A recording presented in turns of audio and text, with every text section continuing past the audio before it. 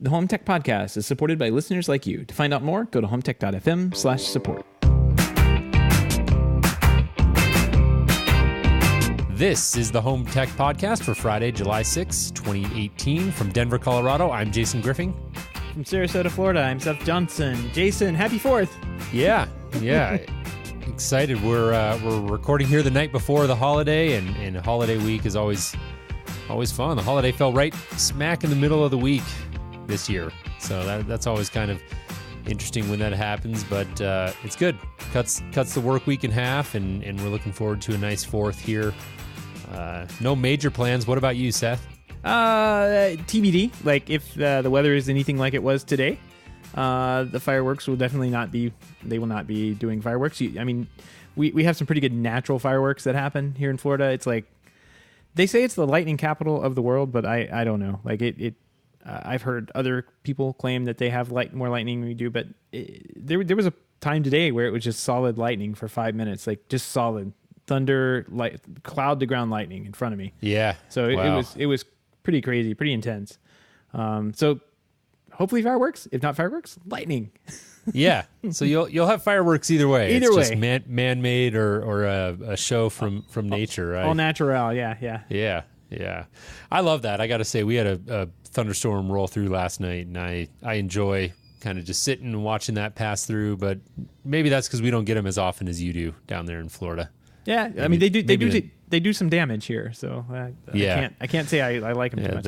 They're fairly benign here. Yeah. Cool. Well, yeah, we are definitely excited to get a show out this week. It's pretty slow in the news, I got to say. There's not a whole lot going on. I think people are kind of in those summer doldrums, and we've got a couple of interesting stories though that we're going to kick around. Just you and me, no guests this week. I got to say one thing before we jump into anything serious. The World Cup, Seth, as you know, is going on right now, and as we sit here and record, England played today, and we've mentioned this on the air several times. We have a lot of fans over, a lot of supporters, I should say, of the show over in the UK, and I happened to hop over into the Hub, our Slack channel, today when the England game was going on to see if there was some dialogue surrounding the I'll call it soccer for the benefit of our U.S. listeners or the football game.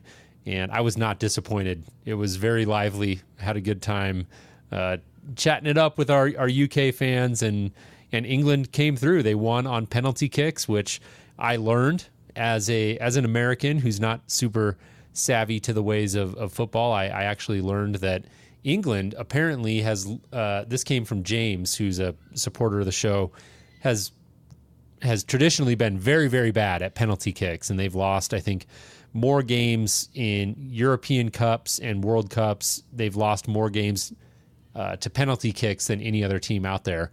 And so when it went to PKs, it was pretty intense. But they pulled through. Drinking. They started drinking more. Yeah, exactly. Yeah. But they won. And it was a lot of fun being in the Hub for that. I had a good time hanging out with the guys and chatting it up. Yeah, well, I'm really not happy with the state of streaming when it comes to the World Cup this year.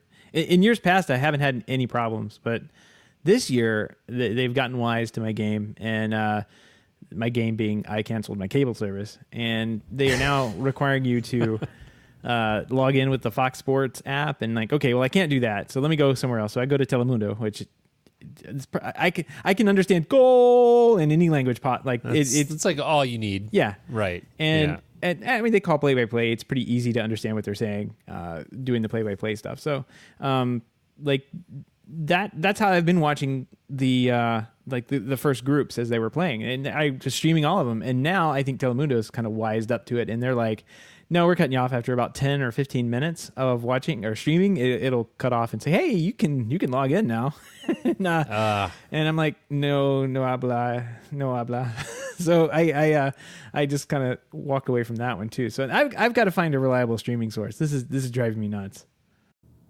Yeah, that's a bummer. I know that you're an official cord cutter, and these are the things I think about as I move down my journey, which, by the way, I've made some progress on, and we'll talk about in a second.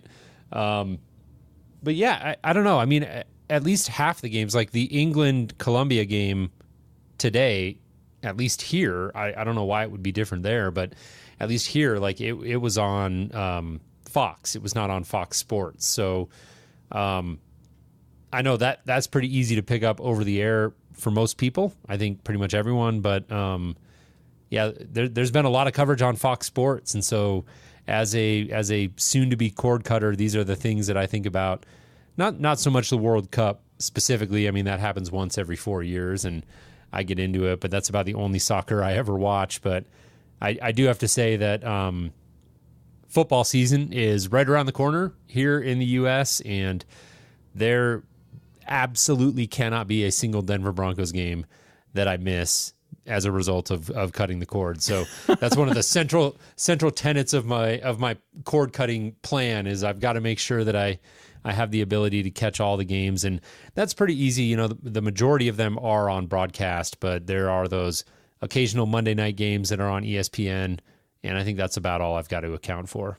Well, I've got to figure out by Friday, because I think the next games are on Friday, Uruguay and France. Uruguay, that's my team this year, so rooting for them. They're going to play a really tough team Friday. France is big. I'm looking at the graph for the Colombia England game today, and what a roller coaster that was, huh? It went back and forth a couple times.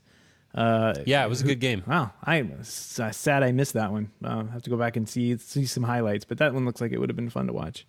Yeah, it was a good game. I didn't get to catch. I had it on in the background, but I was on calls, so I wasn't really paying attention. But checked in periodically and saw how it progressed, and then went through extra time and into penalty kicks, and it was a very entertaining game. So, well, good times. Get that antenna up, Jason. Get on your Tableau. Well, I mentioned that I had made some progress in my journey to cut the cord, and I got to say that I was shamed out of my inaction. I got to thank a couple people in the hub after a show we did recently. I got called out. I got to say, I got called out, and people were giving me some grief for the fact that I got a Tableau sent to me from a supporter of the show for next to nothing, and I've had this Tableau sitting on my shelf for a number of weeks now, probably months if I'm honest, and just needed to go out and buy an antenna. And so particularly TJ, who's a great supporter of the show, want to send a shout out to. He went in the hub and was like, these OTA antennas are like $20 on Amazon, so I'm not really sure what Jason's waiting for. And I was like, he's right. This has gotten ridiculous. So I went on and I bought a very inexpensive antenna, nothing ventured, nothing gained, and hooked it up to the Tableau actually just today and went through the basic setup. I've still got some work to do on the Tableau to really figure out my way around, but so far it's working and it's doing what it's supposed to do. And I've got the antenna just sort of temped up. I got to tell you though, the biggest thing is, I'm sure you've seen these. This is one of these antennas. It's like a, 10 inch by 12 inch, like black square that you're supposed to just like mount up on the wall. If you haven't seen them, just go on Amazon and search for indoor OTA antenna and you'll see them everywhere. And they're ugly as sin. And I have no idea where I would ever put this thing permanently. So this is not the permanent solution. I definitely plan to eventually get an outdoor antenna installed, but that's going to require a little bit more work. And for now, this will do the job. But those are awful. Not really sure exactly where I'm supposed to put this thing, but it was only $30, and I just wanted to get it done and see if this Tableau worked. And so far so good. So I've got like I said, a little bit more work to do there, but I'm on my way, Seth. Nice. Yeah, these, I don't know what were they thinking? Like, these aren't going to fit. I don't know. That's kind of why I ran one outside. I looked at these and I was like, nope. That's not going to work. You're literally supposed to like stick it to the wall. I see some of them have like sticky backing. It's unbelievable. I don't know who gets away with that, but I don't know. It goes back to technology being designed by engineers who live in a single in apartment in San Francisco or whatever. That's been my joke about software. But this, good Lord, these even the other ones are ugly. The outdoor, oh my God, these are so ugly. Mine looks like the standard. It's like terrible. It's kind of like a little ladder looking thing. I don't know how to describe it. It's like a ladder. Yeah, no, it's I know straight what you out. mean. Yeah. So that's what mine looks like. But it's outside. It's low key. I kind of like got it off sitting off to the side, and oh man, these are horrible. No, I would have gotten kicked. I would have gotten kicked out of the house for that. I literally had to just warn my wife. I was like, "This is temporary. Before you even see it, like, just know that this is just a test." And she's not super picky about stuff like that, so I can kind of get away with it. But I'm honestly, like, if anything, as picky as her when it comes to those sort of aesthetics, and it's pretty ugly. But it was cheap, and it got me up and running. Now I need to do some testing and make sure that I can pass the soap opera factor that we've talked about on air several times. I've got to ensure that I cannot have any gap in soap opera coverage in this house when I cut the cord, or there will be hell to pay. You're gonna have to put that on a UPS, and you're gonna have to, you're gonna make sure everything's on a UPS so it doesn't go down even if the power goes out. Yeah, there will be hell to pay. Yeah. So I've got to. This is serious. There's some engineering that's gonna have to go into this $30 antenna that you're just redundancy. And all that. Yep. Yeah. You're gonna need offsite backup somehow, which you're gonna have to do. Yeah. We'll get there. Yep. We'll get there. Well, what do you say we jump into some home tech headlines? Let's do it. First introduced by the way of Indiegogo last fall and shown at CES 2018 in January, the Honeywell Smart Home Security System is available for pre-order now and will begin shipping in August. The camera-based station, which closely resembles the Amazon Echo, includes a built-in camera and works with a variety of security sensors. The system is a user-monitored system, and kits will start around at a discounted rate at $449. Not terrible there. Yeah, it's got includes Alexa and Google Assistant integrations. I forget exactly what that discounted kit comes with, but it's what you would expect. It's a couple of window sensors and door sensors and that sort of thing. So $449 there. Not sure how long that's going to stick around. This is very much looks like the main base station anyways looks a lot like a Canary, which we've talked about a few times. And if anyone listening is familiar with that, that's kind of what you can envision. 1080p camera. It's got night vision, 147 degree field of vision, motion detection, 3 microphone array, omnidirectional speaker. So that's basically what you've got built into the main unit. And like you said, Seth, it's user monitored. A couple of other points I thought were worth covering here regarding video storage. So there are different video storage options for the clips that camera can take. $5 a month or $50 a year. It says you can save up to for $5 a month or $50 a year, you can save up to 1,500 video clips for 30 days. Bump up that storage to 3,000 video clips for 60 days, and you're at $15 a month or $150 for a year. So there you go. Yeah, I'm looking at just kind of reminded me that either last week or week before, Ring announced that they were going to start pre-orders for their $199 home security kit. So that's significantly less, and it only adds that $30 a year or something like that, or $10 a month or something to your existing Ring system. And if you already have a bunch of Ring cameras around the house, then it's virtually free to do that for $100 a year. So I don't know. I think it's an uphill battle now that they've come out with this system. This kit will include the base station, keypad, contact sensor, motion detector, and a range extender. And you can add a bunch of, I was kind of surprised. They have a bunch of different accessories on here. So these guys are hitting the ground running. And I for $199 to get you started, that's tough to beat. Yeah, definitely. It's gotten insanely cheap. And like you said, it's going to, I think, be an uphill battle a little bit for Honeywell here, but we'll see how they do. Moving to our next story, we've got AT&T's new Watch TV, a streaming service with 31 channels and a $15 a month price tag, is live as of Friday, June 29th.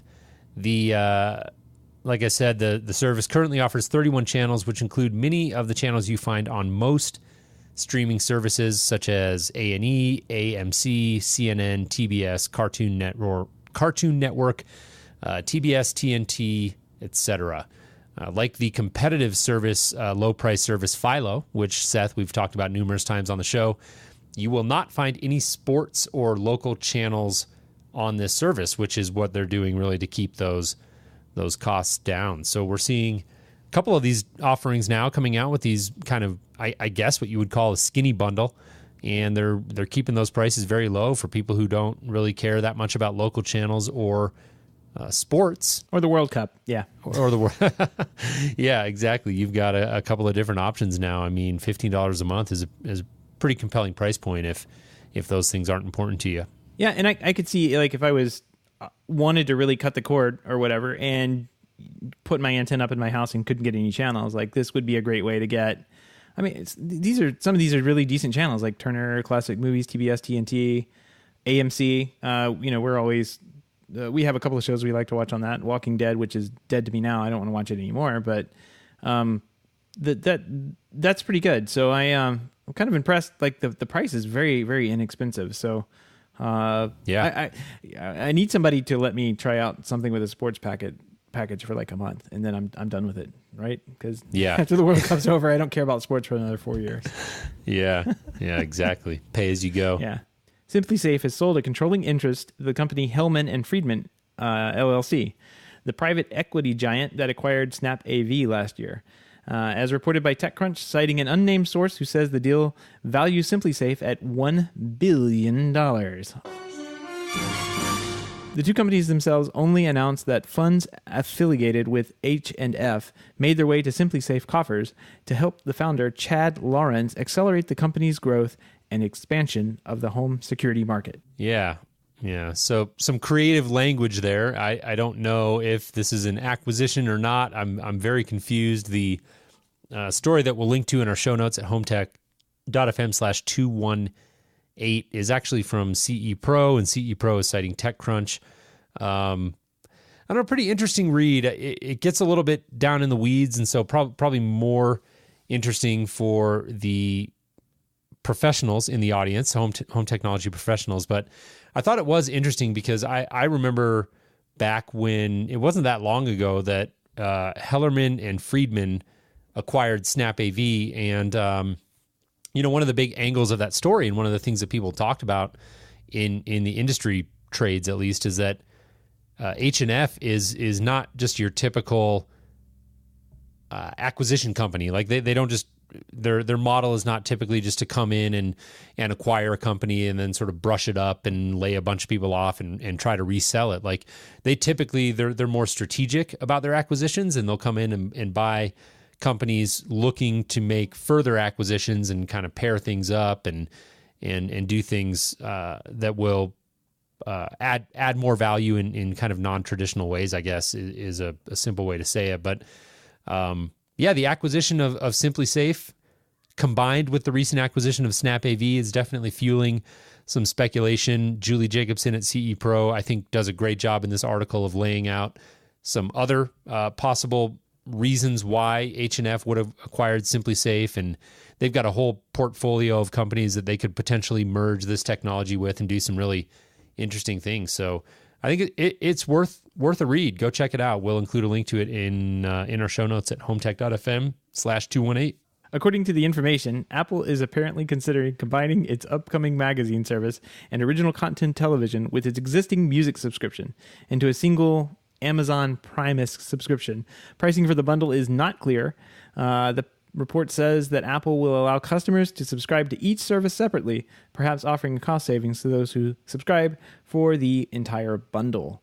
I hope they don't name Apple TV shows Apple Music. That'd be kind of weird to me on the branding side. Like, it would be very confusing to, I subscribe to Apple Music. Did you see this show on Apple Music last night? No, and I feel like I've already seen that happening. Like, there's just mixed messaging and confusion around that. But I don't know. The story makes a lot of sense. There's been a ton of rumors and speculation and all of that's been circulating around their content efforts, and they've spent $1 billion on content, so they are coming out with something. $1 billion has paid Oprah money. I mean, this is a lot of money that's gone into this. They've got Oprah and Obama, like they're making shows. Wait, Netflix has Obama, but they've got Oprah and like $1 billion.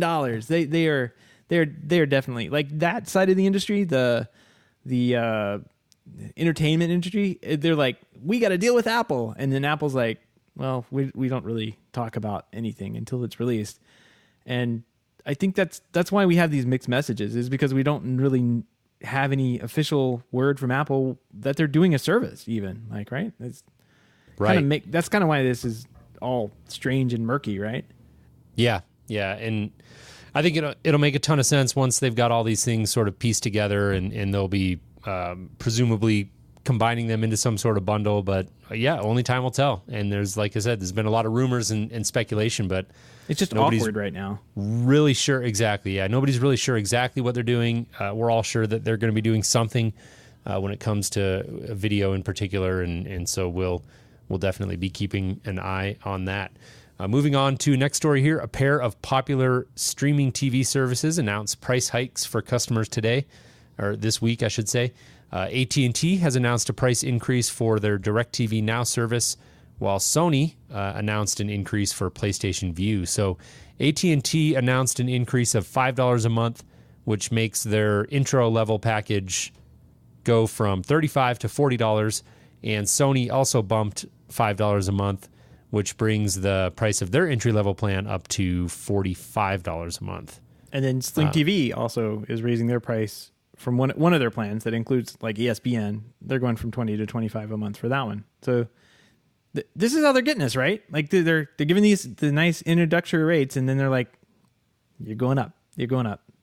Yeah, you have to wonder. It is very odd to me as I was scrolling through the news stories this week and figuring out, what we were going to talk about, to see three of the major streaming providers out there: Sling TV, DirecTV Now, and PlayStation Vue. Those are three of the bigger players in this, really what I would call this emerging streaming market.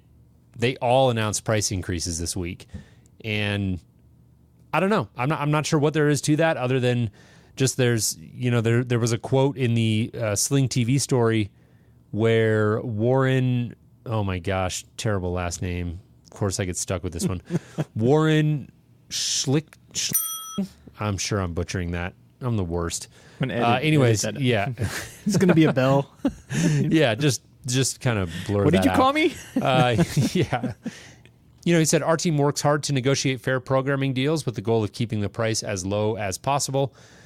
He goes on to say, programming fees, however, only go one direction, and that is up. And so, I think this is probably less about the streaming services themselves and some sort of plan to hook you and then raise the prices. I think this is just a necessary evil in the world of these emerging streaming services. Like, they're all experimenting and they're all trying to figure out this model and how does it work right now. And I think we're very unlikely to see programming prices make any move in the downward direction. I think, unfortunately, the reality is we're going to see these sort of price increases as the content providers, programming providers sort of figure out the economics, and then the companies like Sling TV try to figure out how can we bring that to the market at the most cost-effective way possible. Right. It's not. I guess it's not really realistic to expect them to keep it at, say, it's $30 for the rest of all time. Right. Their costs are going up. Of course. They're having to pay for things. It's not like that gets any less expensive to do. So right. I guess that from that perspective, it does make sense. But man, the introductory rate that cable companies so well perfected has leaked over into the to the streaming. It's what it looks like. Yeah, that's certainly what it feels like. Moving on here, Netflix is now the most popular platform for watching entertainment on TV, ahead of traditional cable and broadcast television networks, as well as YouTube TV and Hulu. This, according to a recent survey of U.S. consumers by a Wall Street firm, Cohen and Company. For the survey of 2,500 U.S. adults conducted in May, they asked, which platform do you use most often to view video content on TV? Overall, Netflix captured the number one spot with 27% of total respondents, followed by basic cable at 20%, broadcast at 18%, and YouTube at 11%. So Netflix continuing to do very, very well. Yeah, I mean, almost like they were the first to market, so they kind of can hold on to that dominance. I would think. I'm generally surprised as how many people are using this stuff these days, because I talk to like family members and that kind of thing just to kind of get an idea of what they're using, and they're like, you can stream stuff on Netflix? Like, it's still kind of, yeah. I think for the vast majority, like we're in this bubble, and like if you step out of it and talk to people who don't get into technology and just, you know, have kind of gone on paying the cable bill every month, you know, they don't even know that you can stream movies from a company that is literally named after streaming movies, like Netflix. It's there in the name. And I think they've gone so far to say that. It doesn't say DVD Flix or Blu-ray Flix. It says Netflix. But yeah, it's funny how many people don't even know that exists. And YouTube, I mean, I don't know. I've got thoughts on YouTube. Maybe we'll come to that one day. I just don't understand. I'm trying to get into YouTube. I really am, but I'm just not understanding the basics behind it. There's just so much on YouTube. And it's just like, this is such a bad video. And there's some really good ones out there, but I don't know. Like, I don't know how 17% of the people said, oh yeah, I get all my video from YouTube. 11%, right? 11? And yeah, 11% in the story. And yeah, you're right. I mean, YouTube, I think I misspoke there and might have said YouTube TV earlier in the excerpt there, but yeah, you're 100% right. Like, I can't even compare YouTube to Netflix, right? Like, the quality of content, the sheer volume of content on YouTube is insane. Staggering. But but the quality, because of that, is just, it's all over the board. And I'm with you. Like, there are times where I'll just, for whatever reason, I'm just kind of sitting around and I just want to poke around on YouTube and see if I can watch something entertaining to watch, and like it never pans out. Like, I use YouTube plenty, but I use it very specifically for like how to real example. Just last weekend, my lawnmower wasn't working, right? Yeah. I couldn't get it to start. I went on YouTube, how to fix the Briggs and Stratton, blah, blah, blah, and literally watched a few videos and was able to go out and figure out how to take the carburetor off and clean it out, and voila, like my lawnmower was working again. And you can't beat YouTube for that, but for just day-to-day like entertainment and watching video content, I'm with you. I hardly ever use it. Yeah, that's like the total, like the millennial thing to do is to go to YouTube to look up how to do something like that. Like, oh yeah, did you see the girl great that, like, for that? It's kind of way off topic, but she used YouTube. Like, she was traveling, didn't really know she was pregnant, was having the baby in a Hungarian hotel or something crazy like that. Gosh, she ended up there pregnant, having the baby in the hotel room, and watched YouTube videos to figure out how to do it. Wow. Yeah, it was. Is that a true story? Like, verified? Yes, verified, wow. True story. She was all over the news a couple months back. But that's crazy. Very crazy. I'll find a link and put it in the show notes. But do you watch The Handmaid's Tale? Have you ever watched that show? So I tried to watch that, and it no, I had to turn it off. No, couldn't suspend your disbelief. It was just yeah, that's it. We're into it. I could see how you would not be into it. It's funny. Anyways, anyone who watches that show will know why I asked that question just now. I'm not going to say anything more for fear of I kind of get it, but of spoiling anything if I haven't already. Spoiler alert. But speaking of streaming content, that's one of those shows that we've been into lately. A very well produced, well done. I think that one's on Hulu, right? Yeah. So Hulu's is right. It's like right on the heels of broadcast television when it comes to subscribers on that chart that was in that story. So that's the other one I hear most people, Netflix and Hulu. Like, that's, if anybody's using one, they're using one or the other. But not I don't hear people say, oh yeah, I use YouTube, and that's kind of what has me perplexed by those findings. Right. Samsung announced the next generation of its design-focused frame TV, which now comes with additional customization features and a much bigger array of art to choose from. The TV has a 4K UHD screen, but now features HDR10 Plus. We talked about that a little bit last week. Yeah. Which is an improvement over the HDR Pro, which the original version came with. So, bigger, better, more prettier screens, I guess. I don't know. I've seen a couple of like pictures of these. They're making their way out into the field because I've seen like model homes and that kind of thing have these in them now, which is kind of nice to see technology, a useful place for a TV over a fireplace, I guess is where I want to go with that. Like, there's really no reason to put the TV over the fireplace except if you use one of these frame TVs, I think. Yeah, I mean, wherever you put it, I think these things look really sharp, at least in the marketing imagery. These things are very well suited for that, and they look great.